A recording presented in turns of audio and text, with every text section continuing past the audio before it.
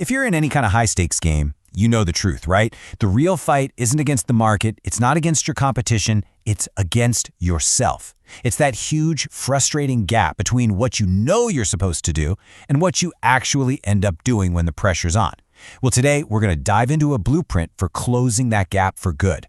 We're talking about reprogramming your mind so that discipline isn't something you fight for, it's just your default setting. So let's just start with a question that I bet hits pretty close to home. You have a rough day, you make an impulsive move, and you swear to yourself, that's it, tomorrow I'm going to be more disciplined. I'm just going to try harder. But then tomorrow comes, and somehow you're right back in that same frustrating loop. Why does trying harder always feel like running straight into a brick wall? Well, here's the fundamental problem. We've been taught to treat discipline like it's all about willpower. You know, just gritting your teeth and resisting temptation. But here's the secret. Willpower is a lot like a phone battery. It starts at 100% in the morning, but every decision you make, every bit of stress you feel, it just drains that battery down.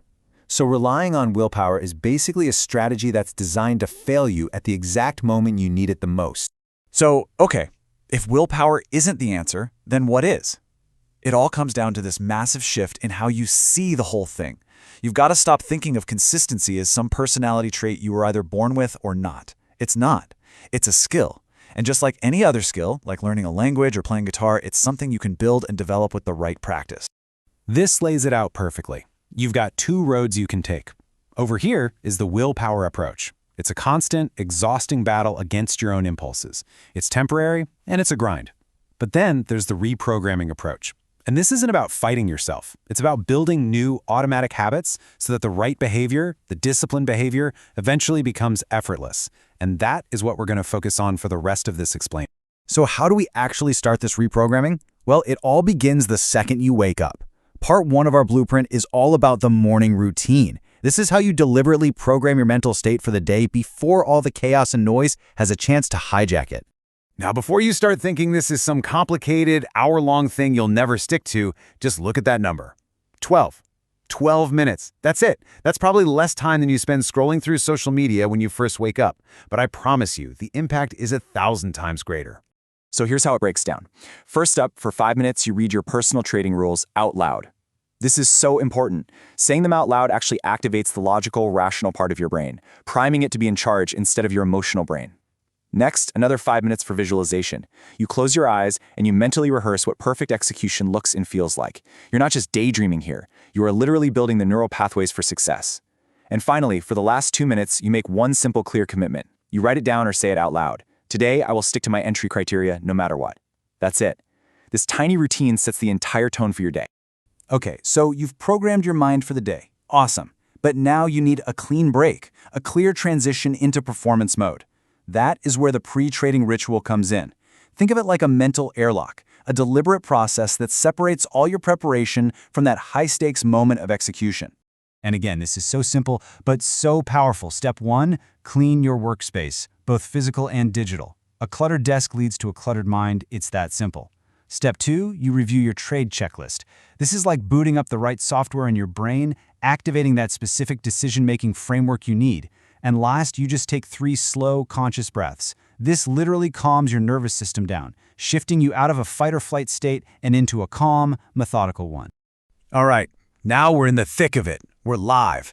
This is where discipline gets its toughest test. Part 3 of the blueprint is all about installing these little real-time habits, these protocols that act like guardrails for your behavior when you're under maximum pressure. These are your circuit breakers for bad decisions.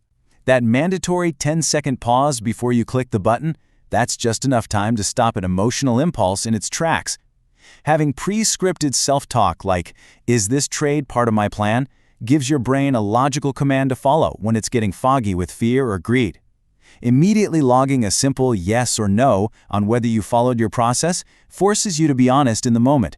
And enforcing mandatory breaks, that's how you fight decision fatigue, which is the silent killer of good trading. Okay, so you've made it through the day using these new habits. Great. But the work isn't quite done. To make this new programming actually stick, to make it permanent, you have to create a feedback loop. This is how you're going to measure what's working and really lock in those changes. Your end-of-day review is what cements the whole system. For 10 minutes, you audit your process, not your profit and loss. You completely ignore the money. Then you spend 5 minutes just looking for patterns. Where did you deviate? But now here's the absolute most important part. You pick one single thing to focus on improving tomorrow. Just one, not 10 things. And finally, you take 3 minutes to acknowledge your wins every single time you followed your rules. This literally gives your brain a little reward, reinforcing the exact behavior you're trying to build. And this all leads us to the single most important metric in this entire system, your plan adherence rate. This is your new scoreboard. This is your true north.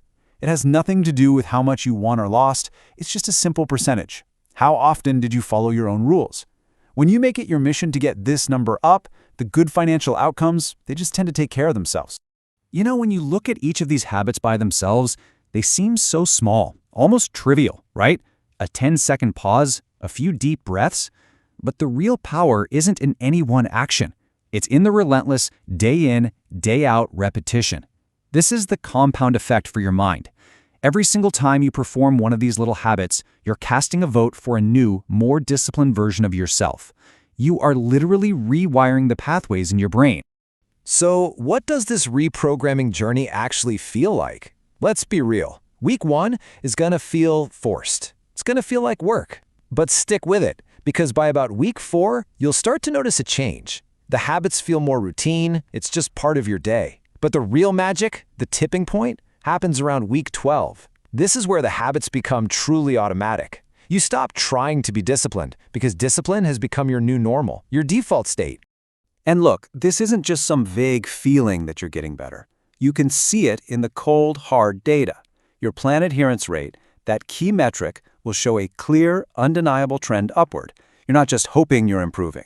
You have objective proof that your new programming is taking hold. So, if you only take one single thing away from all of this, please let it be this.